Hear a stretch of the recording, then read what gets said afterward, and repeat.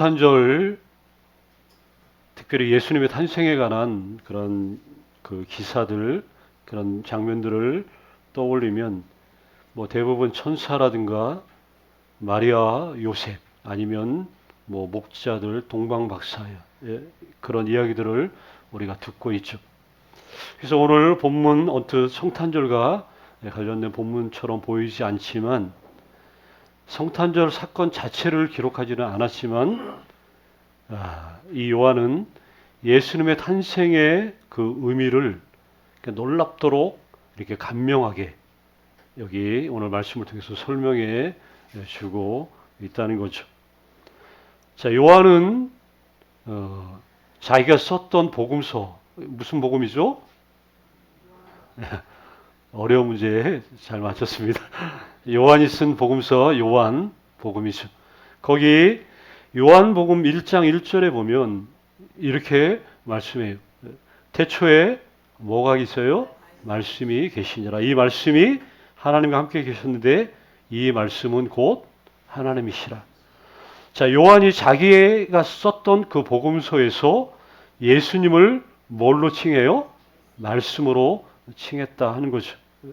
그런데 복음서에서 예수님을 말씀이라고 칭했는데 오늘 요한 1서 오늘 우리 본문에도 보니까 1장에 그분을 뭐라고 하냐? 생명의 말씀.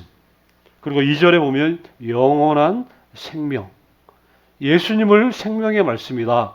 예수님을 영원한 생명이다. 이렇게 말씀을 하고 있다는 거예요. 자, 영원한 생명. 이게 줄여서 뭐예요? 영원한 생명을 뭐라 그래요? 영생이라고 그러죠. 요한은 영생에 대해서 복음서에서도 많이 말씀을 했지만 영생이라는 건 나중에 죽으면 영원한 생명을 얻게 나중에 받는 것으로 얘기하지 않고 이미 예수를 믿으면 이미 그 영생을 받은 자로 이렇게 표현을 하고 있다는 거죠. 자, 그런데 예수님이 여기 생명의 말씀이다. 예수님이 영원한 생명이다. 예수님이 영원한 생명이라고 말씀을 하셨는데 이거는 단지 예수님이 어떤 예수님이 영생이 있거나 예수님에게 그게 뭐 담겨 있거나 아니면 그분이 이거를 나눠주는 단순하게 이런 분이 아니라 그분 자신이 곧 영원한 생명이라는 거예요. 예수님 자신이 영원한 생명, 구원이라는 그런 사실을 이 장엄하게 이 사도 요한이 지금 선언을 하고 있어요. 육신을 입고 오신 하나님. 근데 그분 자신이 곧 영생이다. 영원한 생명이다.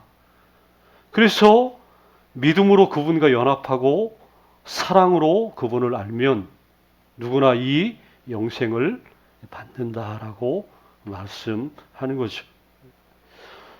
자, 믿음으로 그리고 사랑으로. 그러면 여기에 우리가 어떤 의지로 믿음과 사랑이라는 것들을 우리가 의지적인 행동으로 이렇게 표현을 하긴 하지만 그러나 엄밀히 말하면 이거는 우리 자신의 노력이 아니라 은혜로 우리가 구원받는다. 이거를 너무나 잘 알고 있죠.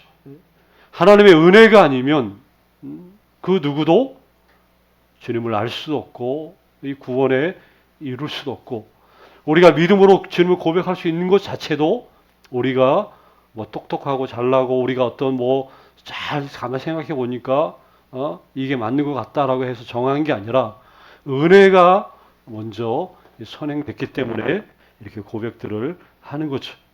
그런데 은혜로 구원받았다면 복음에 있는 위대한 그 사건들이 있죠.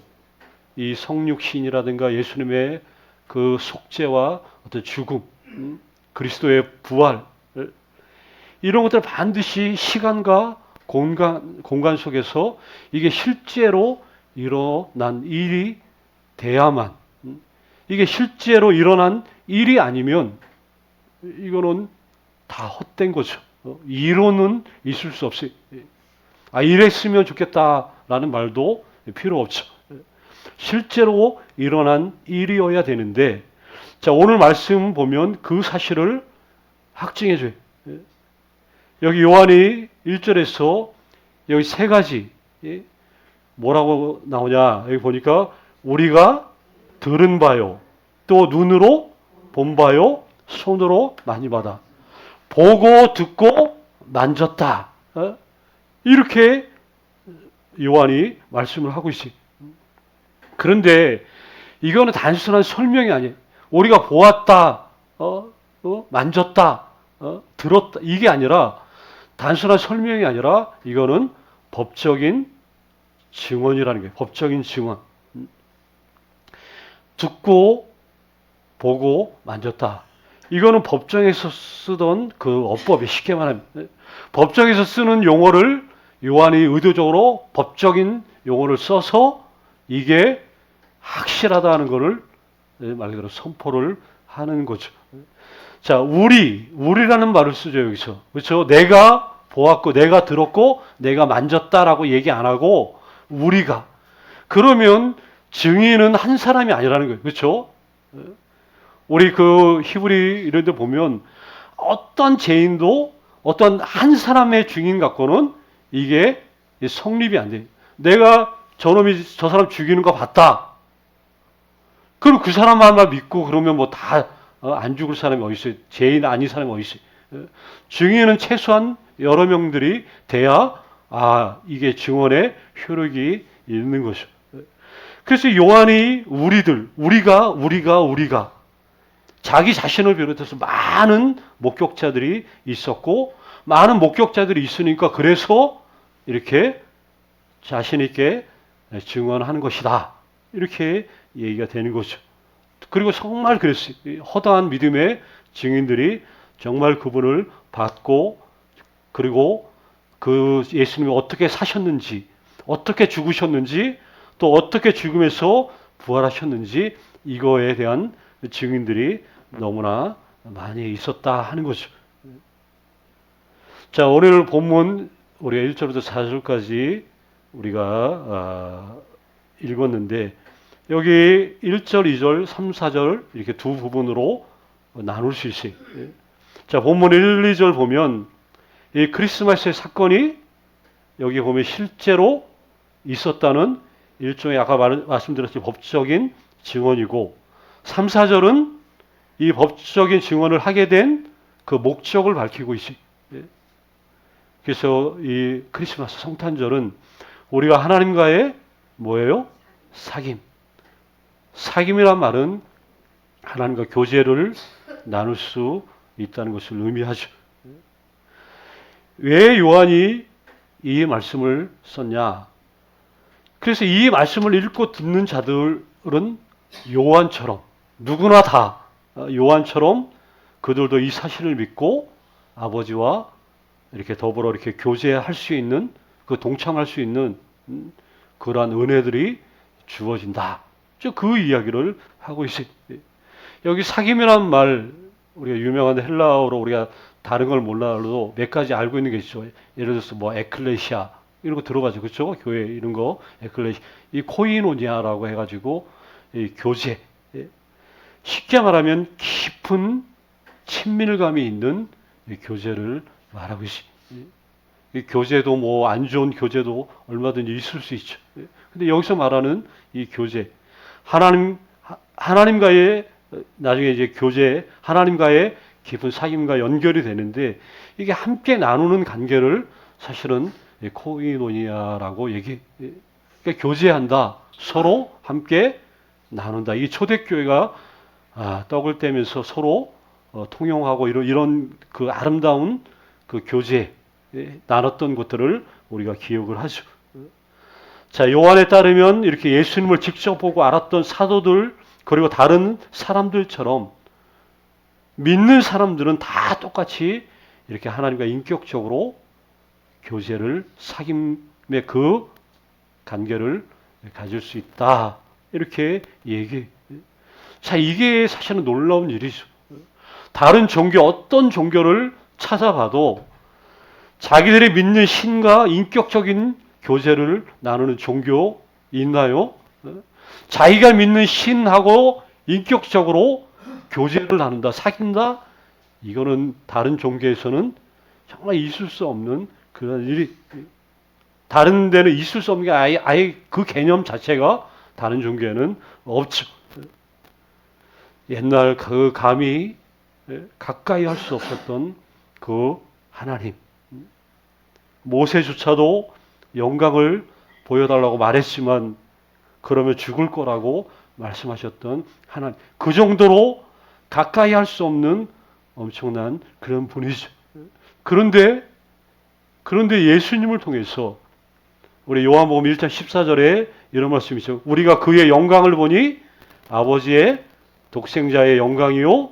뭐가 충만해요? 은혜와 진리가 충만하더라. 이렇게 요한이 증언을 하고 있어요.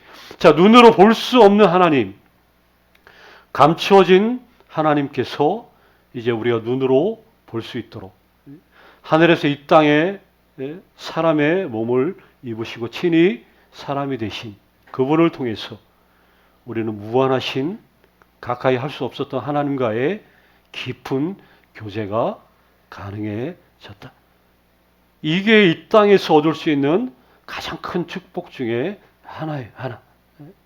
내가 감히 하나님과 직접적으로 깊은 그런 관계에 있을 수 있다는 것. 이게 말할 수 없는 축복이죠. 구약에서 누누이 말하지만 구약에서 보게 되는 하나님의 영광은 너무나 무서울 정도로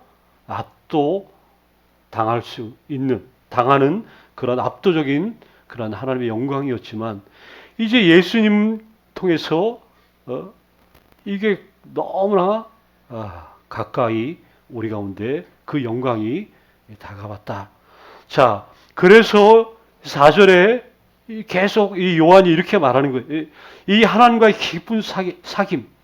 근데 하나님과의 이 깊은 관계, 교제 가운데 사귐 가운데 있으면 어떠한 일이 이어지냐? 이 4절에 나와요. 우리가 이것을 쓰면 우리의 뭐가? 기쁨이 충만하게 하려 함이라. 하나님과 깊은 사귐 가운데 들어가면 뭘로 연결된다고요? 기쁨으로 연결된다는 거예요. 이 신약 성경이 말하는 기쁨은 물론 행복이죠. 행복. 이 기쁨이 마치 이런 거예요. 풍랑이 팍 이는 그러한 중에도 배를 안정시켜서 기울지 않도록 마치 선체 밑에 싣는 이런 짐과 같은. 그러니까 어떤 것에도 요동치 않는, 흔들리지 않는 마치 성탄이 그런 거 같다는 것이죠. 마르지 않는 샘처럼 우리에게 뭘 가져다 줘요? 기쁨을 가져다 주는 거예요. 가까이 할 수 없었는데 가까이 하게 됐어요. 마치 우리가 누군가를 정말 저 사람과 사귀고 싶은데 근데 너무나 가까이 할 수 없는 대상이. 근데 가까이 할 수 없는 그 대상. 근데 가까이 하고 싶어가지고 그랬는데 어느 날 정말 실제적으로 가까워진 거예요.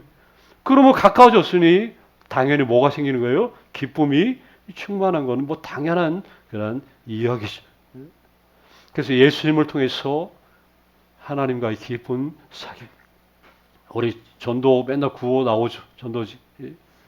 지금도 예수님은 하나님과 함께 영원한 식탁에 앉을 그런 사람들을 지금 부르고 계신다. 예수님을 통해서 하나님께 가까이 또 함께 할 수 있는. 그래서 이게 마르지 않는 샘처럼 우리 가운데 기쁨을 가져다 준다. 이게 성탄의 놀라운 그런 은혜죠. 그런데 잘 생각해 보세요.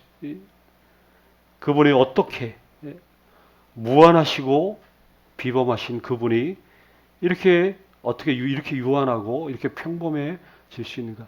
예수님의 그 성육신하신 그 신비 이런 것들을 보면 사실 세상은 도저히 이해할 수 없죠. 왜냐 세상은 항상 거창한 어떤 볼거리들을 원하지만 예수님은 왕궁이 아니라 마국간에서 태어나셨어요. 예수님을 찾아온 손님들은 그 유수의 나라 뭐 정상들, 외교관들이 아니라 여기 목자들, 당시 예수님 시대의 목자들은 또 천한 그런 계급의 사람들이죠. 그러니까 이런 세상의 기대를 저버리고 이렇게 오신 분을 세상은 도저히 이해할 수 없겠죠. 이렇게 작고 연약한 그런 모습으로 주님이 오신 것처럼 우리가 일상 가운데 우리 신앙도 마찬가지죠. 내가 매일같이 순종하는 것, 내가 성경을 읽고 기도하는 것, 예배에 참석하는 것, 그리고 그리스도 안에 형제와 자매와 더불어 함께 이웃을 또 섬기는 것, 또 환난 중에 예수님을 의지하는 것, 이런 것들이 평범해 보이죠. 근데 이렇게 평범해 보이는 이러한 일들이 시간이 지나면 지날수록 우리 안에 뭐가요? 생명과 기쁨이 자라는 데 있어서 마치 마르지 않는 샘처럼 이것들을 우리가 샘이 되는 것처럼 이런 것들을 경험할 수 있는 이게 자그마한 기초가 되고 있다는 것이죠.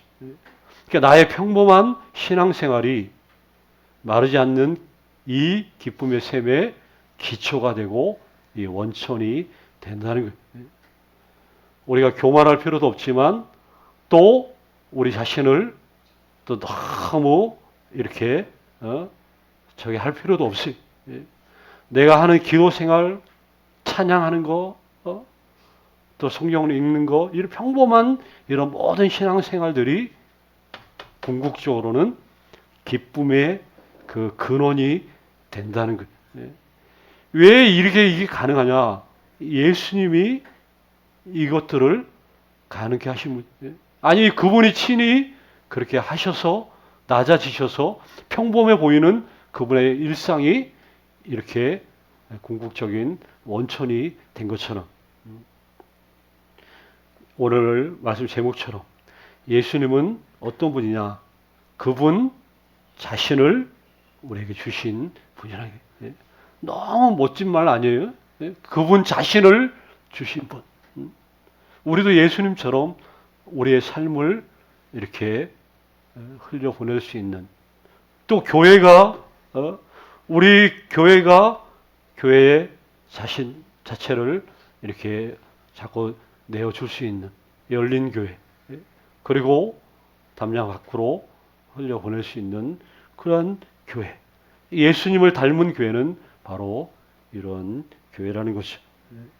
오늘 특별히 이 성탄을 앞두고 이런 놀라운 은총들이 우리 가운데 교회 가운데 넘쳐났으면 정말 좋겠어요.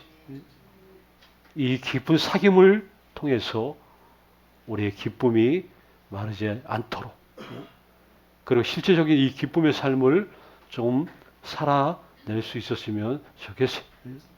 그래서 성도들은 항상 밝아야죠. 그렇죠? 밝고 기쁨이 넘치고 그래서 예배가 사실은 막 축제가 좀 돼야 돼. 힘들고 고난받던 그런 모든 삶도 이렇게 주예전에 딱 들어오자마자 이게 딱 해결이 되고 평안이 넘치고 기쁨이 넘치고 또 함께하는 그런 즐거움이 이렇게 막 넘치는 이런 모습들이 있어야 된다는 것이. 자, 이런 은혜들이 있기를 다시 한번 주의 이름으로 축원합니다. 아버지 하나님.